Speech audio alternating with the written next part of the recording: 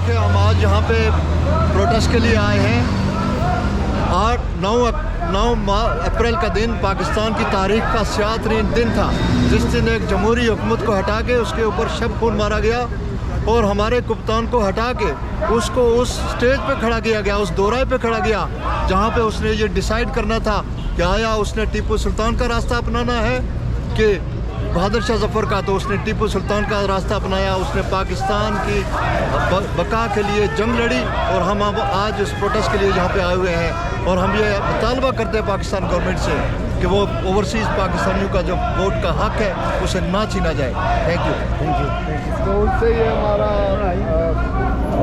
ये मैं कहना चाहता हूँ कि हम गमराह नहीं हैं, आप लोग गमराह हैं।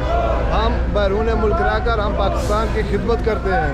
अगर आप 40 साल से पाकिस्तान पे मुसल्लत ना होते तो आज हम भी अपने वतन में होते।